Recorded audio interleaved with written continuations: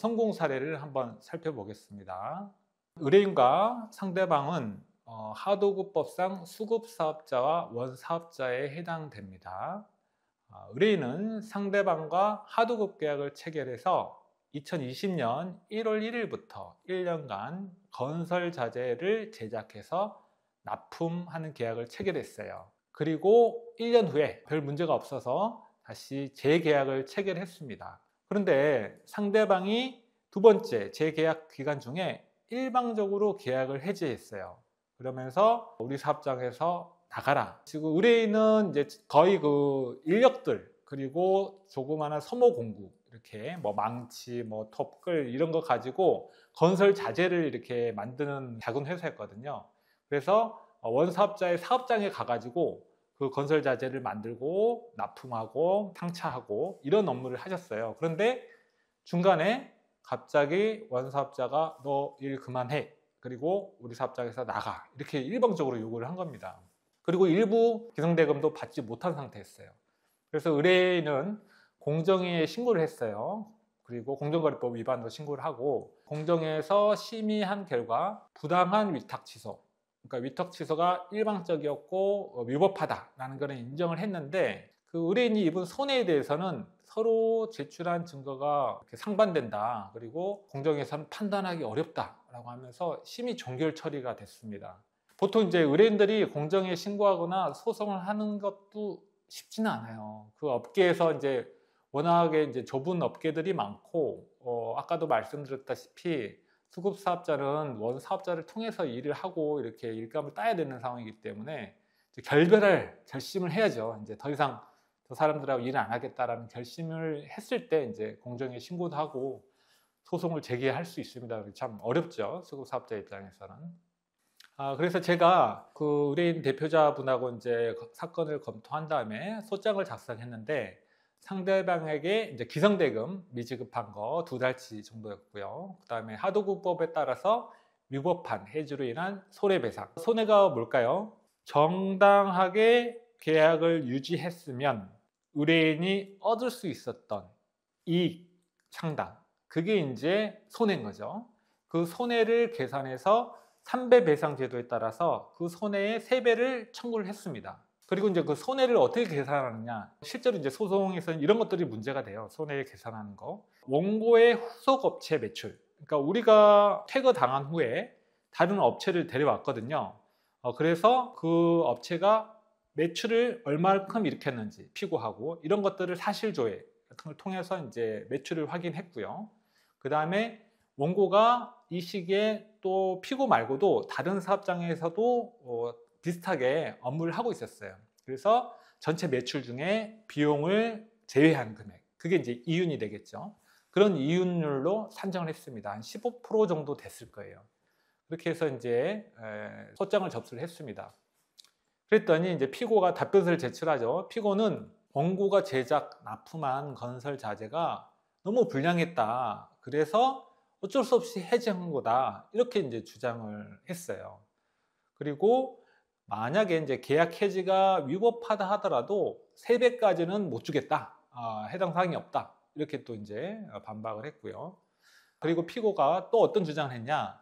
원고의 과실로 이 현장에서 산재 사고가 났다. 어떤 분은 사망 사건이 있었고요. 어떤 분은 크게 부상을 당했어요. 그래서 피고가 그때 이제 산재 처리도 하고 비용도 다 지불했는데 이제서야 뒤늦게 너네 때문에 그런 산재 사고가 났고 우리가 다 배상을 해줬으니 이번 배상에서 그를 공제해야 된다라고 이렇게 이제 뒤늦게 주장을 하는 거예요. 그리고 원고가 제작 납품한 건설 자재로 인해서 발주자 측에 이제 그 설치를 하고 이렇게 건설 자재로 큰 이렇게 뭐 교량이라든지 뭐 그런 거를 공사하는데 건설 자재였는데 발주처에서 이 건설 자재가 문제가 있다. 너네가 시공한 게 문제가 있다. 그래서 하자 보수를 했다는 거예요. 그래서 그 비용이 아주 많이 발생했는데 너네 때문에 발생한 거니까 원고 너가 이거 배상해라 라고 하면서 반소를 또 청구했습니다. 실제로 이제 소송을 하다 보면 원고는 이렇게 해서 우리한테 얼마 줄 거 있으니까 줘라 라고 이제 청구를 하는 거고요. 피고는 그거를 듣고 있다가 이런 상황이 있으니까 오히려 너가 나에게 얼마 줘야 된다라고 하면서 이제 반격을 하는 게 반소예요. 그런 이제 본소 반소를 하나의 사건에서 이제 병합해서 심리를 한다는 거죠. 그렇게 사건이 진행이 됐어요. 그럼 어떤 판단을 받았느냐? 법원에서 원고가 제출한 공정의 심의 의결서, 그리고 피고가 그동안에 원고가 납품한 물량에 대해서 뭐 크게 하자를 문제 삼은 게 없어요. 물론 이제 일부는 뭐 불량 제품이 있었지만 뭐 일을 하다 보면은 일부는 당연히 하죠. 근데 그 불량률이 매우 낮았습니다. 다른 동종업계 불량률에 비해서. 이런 사실을 근거로 위법한 위탁 해지다. 이거는 피고가 하도급법에 위반해서 함부로 해지를 한 것이다 라고 이제 인정을 했고요. 또 피고가 위법한 해지라는 점을 인식했고 아무런 피해 구제를 위한 노력을 하지 않았다. 너네가 여기 사업장에서 사실 퇴근을 당하게 되면 그분들은 일감이 떨어지는 거거든요. 당장 그 인건비를 처리할 수가 없습니다. 그런데 어떤 피해 구제의 노력도 없고 뭐 하자를 개선해라, 뭐 어떻게 조금 잘해보자, 뭐 이런 내용도 전혀 없고 일방적으로 그렇게 퇴거 명령을 했기 때문에 3배 배상, 손해 3배도 다 인정을 해줬어요. 그러면서 산재 사고의 경우에는 피고 과실에 의한 것이고 피고 반소 청구의 경우에도 하자 보수를 원고 책임으로 보기 어렵다고 했습니다. 쉽게 말하면 건설 자재를 차에 실는 거, 상차를 하면 원고의 업무는 끝나는 겁니다. 그 자재를 갖고 가가지고 이송을 하고 현장에서 실제 설치를 하고 그러면서 여러 가지 또 문제들이 생기거든요. 중간에 가다가 이제 균열이 생길 수도 있고요. 시공상의 어떤 설계의 잘못이라든지 뭐 하다 보면 잘못이 여러 군데서 발생할 수 있어요. 이거를 처음에 원고가 납품을 잘못했다라고 책임을 묻기는 어렵다. 왜냐하면 원칙적으로 피고가 검수를 해야지 상처를 할 수 있는 거거든요. 그래서 뒤늦게 이른 피고들의 주장은 이유 없다라고 판단했고요. 다만 원고가 주장한 이윤율, 그러니까 비슷한 사업장에서 얻었던 이익을 계산한 비율이 있는데 그거는 이 사건 계약에 그대로 적용하기는 어렵다. 당사자들이 다른데 그러면서 이 사건 기간 동안에 그 원고 재무제표에 따른 이윤율을 적용을 했습니다. 결과적으로 원고 청구 금액 중에 한 70% 정도가 인용이 됐고요. 피고 반소 청구는 전부 기각이 됐어요.